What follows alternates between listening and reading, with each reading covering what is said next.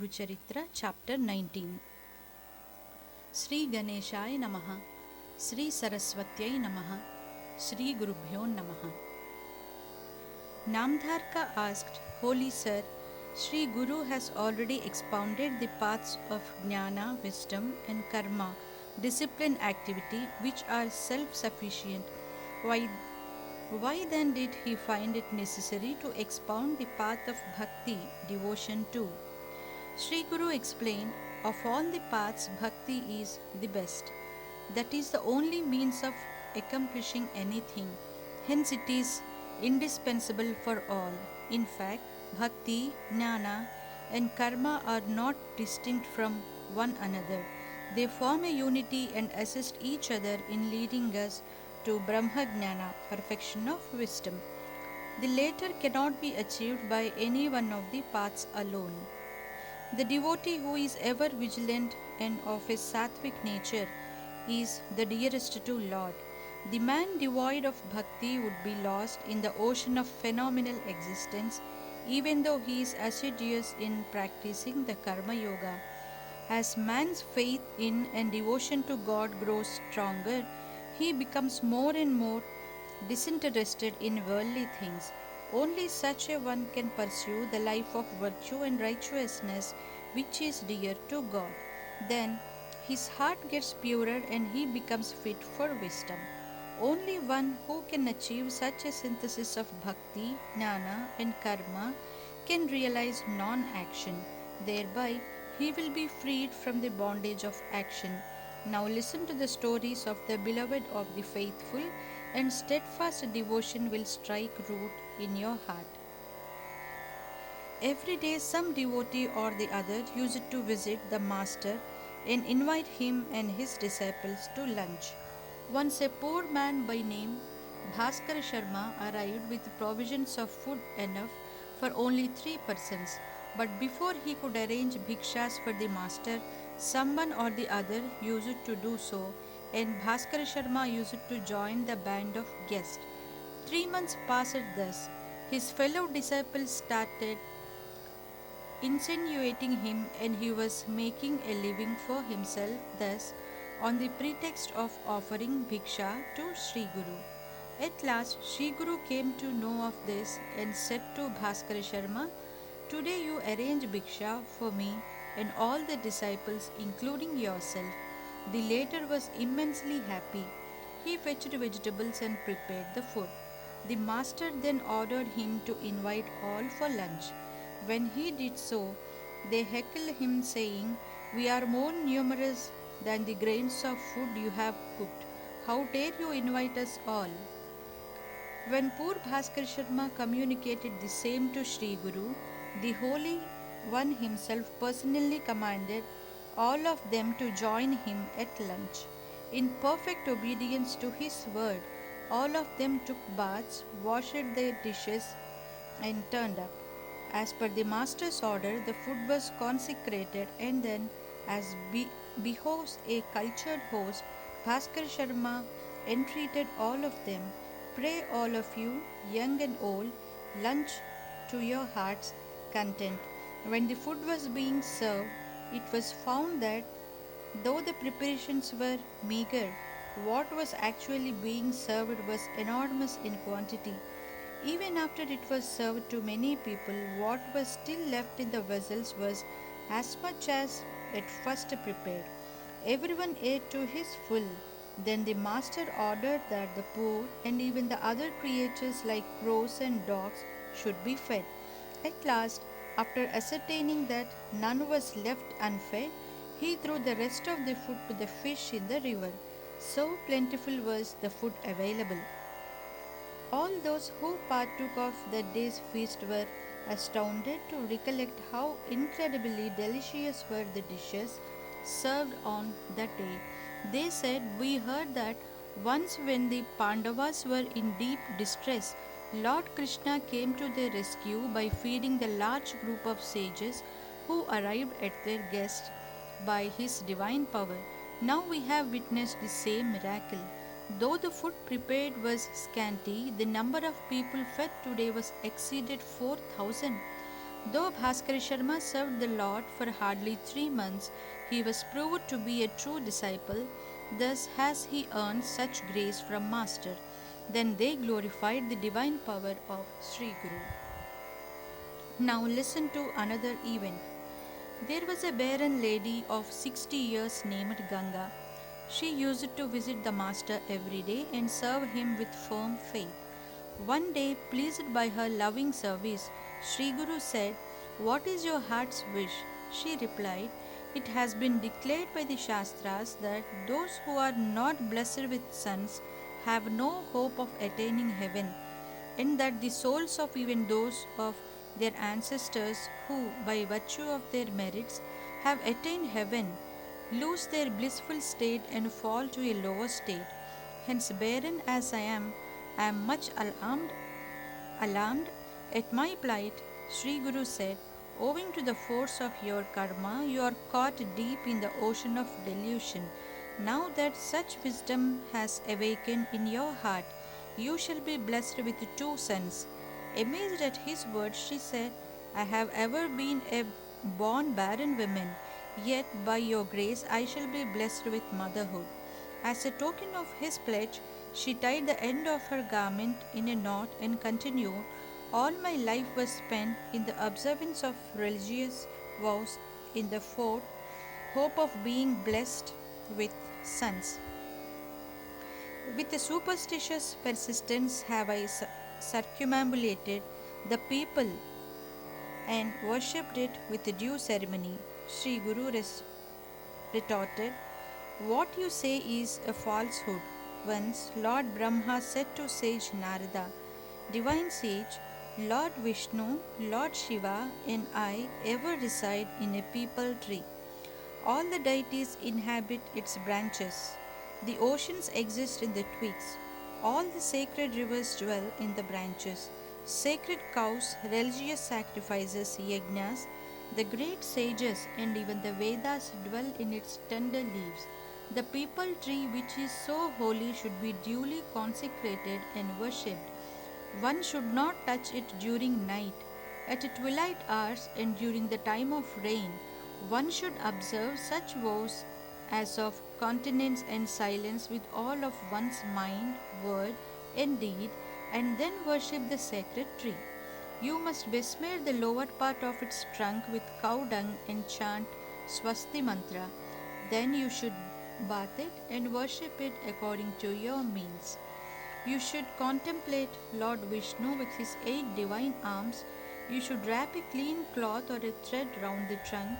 Then, either while repeating the divine name or chanting a mantra, you should circumambulate it with a slow and steady pace. Both at the commencement and at the completion of each circumambulation, you should bow to it with a concentrated mind. If you do so, poverty, delirium, danger, sin, and other kinds of sufferings will be terminated. Every step that is taken around the tree with full faith will be as efficacious as performance of the Ashwamedha sacrifice. If you chant the mantra of Saturn, the tormentation by spirits will be ended. If the Rudra mantra is recited, fear of death will be averted.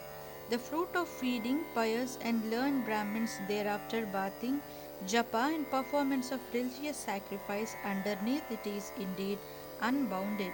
Wishes for sons and grandchildren will be granted. He who plants a peepal tree will be elevating his entire lineage to heaven. As many pious Brahmins as 1/10 of the number of circumambulations should be fled, and a golden image of peepal tree, a cow, and gingerly til seeds should be given away as dana. If you do this, your wish will be fulfilled. Therefore, take a dip in the Sangama and worship the tree there accordingly. You will be blessed with 2 sons. Ganga said, "Sir, now I am 60 years old, yet I shall upon your word do so with faith." And then she commenced her daily circumambulations. On the 4th day at night, Sri Guru appeared in her dream and said, after worshipping the tree, Eat the fruit which Sri Guru gives you, and you shall be blessed with offspring. She at once woke up and informed her husband of her dream and continued her above adorations with greater zeal. One day the master gave her two fruits and said, "After completing your vow, give away proper gifts and then eat these fruits." In the earlier ages, yugas, there were different kinds of children. In this age of Kali, only those born of one's womb and those who are adopted are considered as one's sons. It is said that even at the very sight of one's begotten son, the parents are assured of heaven thereafter. You will be blessed with two sons. This will be the fruit of serving me with faith. Ganga went home and did as Sri Guru directed her. After a few days, she had her first menses ever, and after her purificatory bath on the fourth day, she went for Guru's darshan along with her husband. After returning home that night, she conceived. All the people in the village were astonished and praised her good fortune. Her husband Somnath got the appropriate religious ceremonies, Pumsavana, etc., performed. At the proper time, she delivered a girl child. Astrologers predicted that the girl would come to be a Pativrata who, through her Pativratya, shall elevate all her kinsfolk in holiness. When the child was 12 days old, the elderly parents took her for darshan of Sri Guru, placed her at his feet, prostrated to him, and said, "The family tree that has been barren has come fruit by your blessing. If the fruit proves to be good, all the passers by along life's path would be benefited. Indeed, barrenness is better than having wicked offspring." Sri Guru cursed the slender child and said, "What the astrologers have foretold of her will come true. This time, do you wish to have a dullard of a son who will live 100 years, or a son who will be a bright, learned one, but who live have a shorter span of life?" The old couple submitted that they wished to be blessed with a son who will be learned and pious through a shorter life. Sri Guru blessed them accordingly and sent them away. In course of time, she had two sons. In this way, the barren lady Ganga became a mother by serving the master with unwavering faith. With the passage of time, her children grew up to be wealthy ones, and they too, in their turn, had several children, and after their death, attained the heavenly realms. Their daughter too, as per the blessing of the great master, grew up to be an ideal housewife and reached higher states of being along with her husband. But such good fortune accrues only to those endowed with zeal and faith. Those devoid of these qualities, just as the born blind cannot see the sun, fail to win divine grace. The happy couple renounced worldly ties, donned ochre robes, and dedicated the rest of their lives to the service of the Master. Thereby they attained liberation. So too, a man named Narahari Sharma was afflicted with leprosy. He surrendered himself to Sri Guru and submitted, "O Lord Hari, thou the very being of bliss ultimate, you love your devotees as your own children. I have heard of your fame and come to you for succor." The learned Brahmins considered it a sin even to look at my face. Even the austerities I have practiced in holy places and my prayers have not cured my fell disease. Pray, heal my illness by your grace. If you too say you cannot do so, I have no choice other than committing suicide in your holy presence, in the hope that at least in my next life I shall win religious merit. The master's heart was moved, and he said, "Even though disease is a consequence of your wicked deeds in your past life, it will be wiped out. If you have faith in my word, plant the dead branch of a fig tree at the Sangama and go on watering it every day. You will be healed on the day the stump puts forth leaves." Narahari Sharma started doing as he was directed. All those who beheld the absurd act of Narahari commented, "You are the irreparable sinner, and hence the master has meant his order only as a sort of unending punishment. Else, how can a dead branch put forth leaves again? Maybe the Swami only implied that your disease, which is a consequence of past sins, cannot possibly be eradicated." However, Narahari stuck to the master's order and persevered his efforts. When someone reported what he was doing to Sri Guru, he said, "He does it right and he shall be relieved by virtue of his steadfast faith." There is no other effective means in this world than faith. The mantra, a Brahmin priest, an astrologer, or a physician, and the Guru men derive their benefit from these only according to their faith in them. In this regard, sage Suta told the sages. Once upon a time, there lived a king named Simhaketu. He had a son named Dhanumjaya. One day, the latter went to a forest for hunting, and when he was tired by the chase, he rested in an old, dilapidated shrine of Lord Shiva. He had a tribal man by name Sabara as his attendant. He fetched a Shivalinga and asked him for instruction in the proper manner of worshipping it. The king said, "In the company of your wife, worship it in a clean place. Besmear your body with the ashes of a funeral pyre and then distribute prasad." And then he proceeded to explain the details of ritual worship. Thereafter, Shabara worshipped the Shivalinga accordingly every day. One day he could not secure the ash from a funeral pyre and was much upset at it. His wife addressed him thus, "My lord, this my physical frame is consecrated for the accomplishment of dharma, righteousness. You may burn my body, thus secure the needed ash and offer it to Lord Shiva. Leave your vain infatuation for my body. I shall sacrifice the transient body to achieve the eternal nearness to Lord Shiva. After all, as per the Hindu law, my body is but a half of your own."